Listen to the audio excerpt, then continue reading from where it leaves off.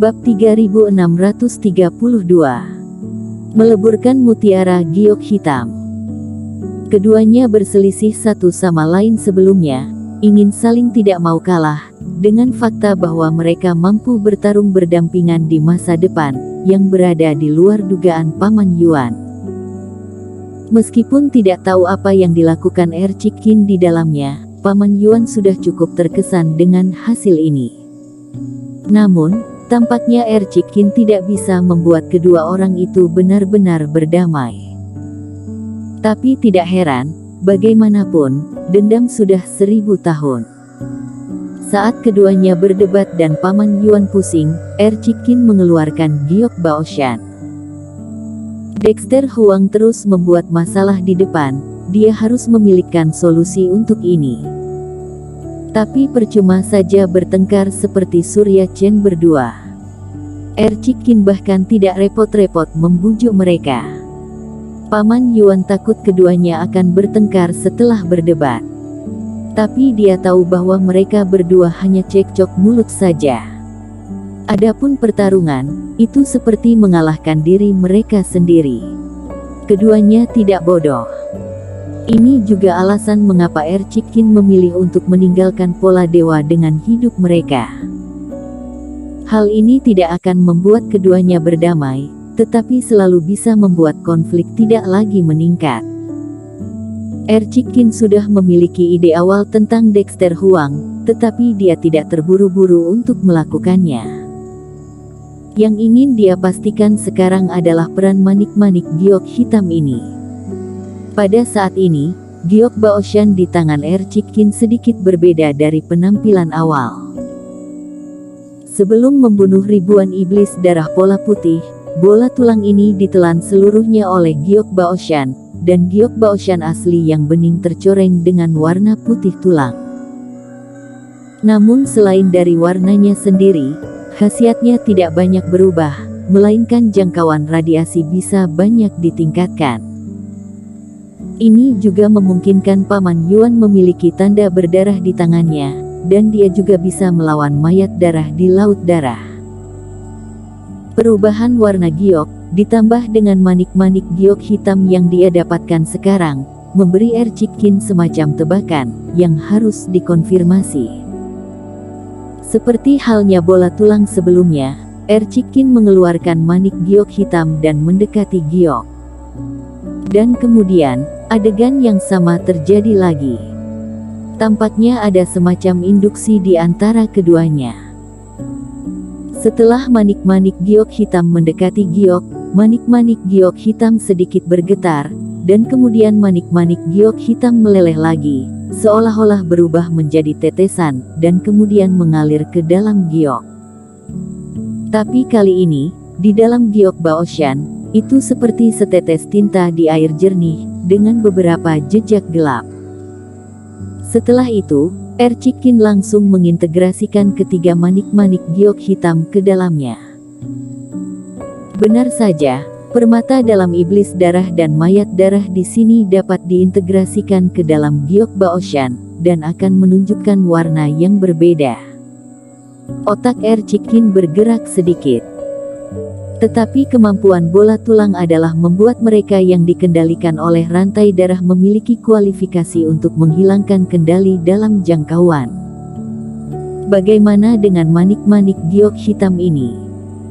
Mengabaikan pertengkaran antara Surya Chen dan Yuda Luo, Ercikin melambai langsung ke Paman Yuan dan memanggilnya ke kejauhan. Melihat Yuda Luo dan Surya Chen hanya berdebat dan tidak bermaksud melakukan apa-apa, Paman Yuan pun dengan senang hati menjauh. Dia malas peduli dengan dendam jangka panjang mereka. Paman Yuan, temani aku untuk mencoba efek giok. Kamu bilang manik-manik giok hitam itu juga bisa diintegrasikan ke dalamnya.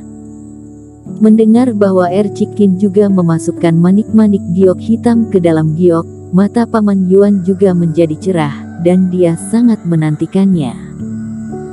Giok di tangan Ercikin adalah harta karun yang dapat memainkan peran di ruang pulau darah. Meskipun tidak tahu benda apa ini, pasti ada hubungannya dengan ruang.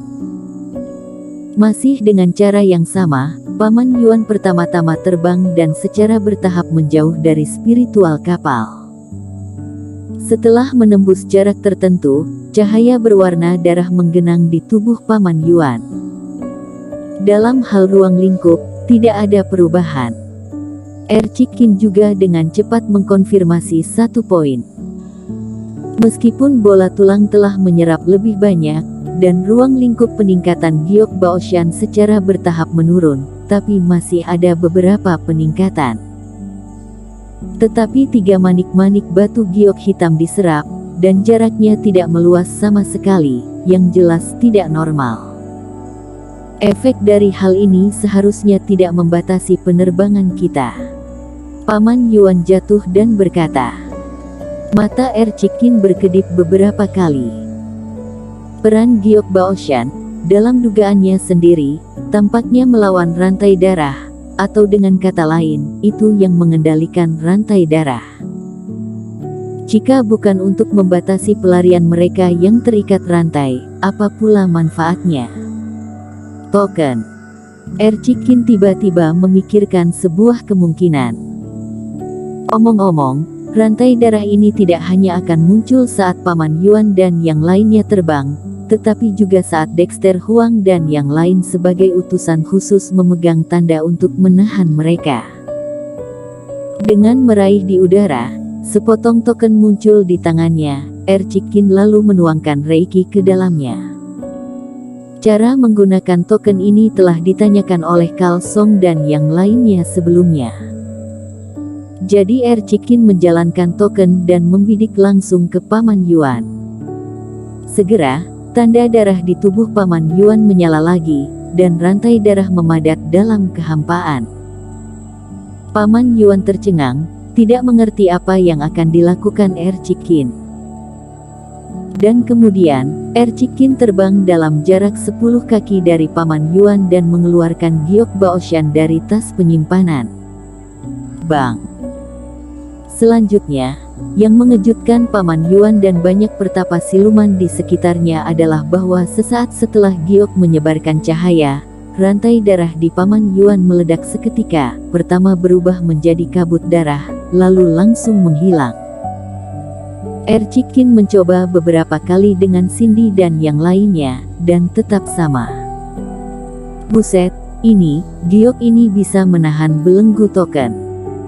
Paman Yuan sangat terkejut sehingga dia hampir tidak bisa berkata-kata. Ercikin dan Giok Baoshan terlalu menakutkan. Efek sebelumnya mengejutkan semua orang. Akibatnya, manik-manik batu giok hitam diserap, dan efek kedua dihasilkan. Yang satu dapat mencabut pembatasan penerbangan mereka dengan rantai darah, dan yang lainnya secara langsung melawan kontrol token atas mereka. Ini hanyalah musuh dari ruang pulau darah ini. Tidak, itu tidak diproduksi dengan menyerap manik-manik giok hitam, tetapi memiliki efek ini sendiri. Tetapi manik-manik giok hitam seperti bola tulang, sedikit meningkatkan jangkauannya, kata Ercikin. Kamu benar, itu karena belum pernah diuji sebelumnya. Paman Yuan bereaksi dan mengangguk lagi dan lagi. Dan tidak jauh, selain banyak klan iblis, Kal Song, si botak dan lainnya juga sedikit tercengang. Cindy dan yang lainnya telah melihat hal ini. Kal Song dan yang lainnya melihat giok ini untuk pertama kalinya. Hal mengerikan macam apa yang ada di tangan Ercikin. Dengan benda ini di tangan, bukankah semua token akan menjadi tidak valid? Apa hubungan antara Giok Baoshan dan ruang ini? Setelah mengetahui peran Giok, Ercikin mau tidak mau mengabaikan pemikiran itu. Harta ini bergetar putus asa pada awalnya, ingin memasuki ruang ini, jelas terkait dengan ruang ini. Tapi setelah masuk, dia tidak hanya bisa menyerap alkimia batin dari mayat darah dan iblis darah di sini, tapi juga terus-menerus berperan memblokir rantai darah di ruang ini. Tampaknya melanggar aturan ruang ini. Selain itu, ketika Giok Baoshan mengembun, Roh Phoenix yang keluar sepertinya tidak ada hubungannya dengan ruang pulau darah ini. Apa sebenarnya ini? Ercikin menggosok giok.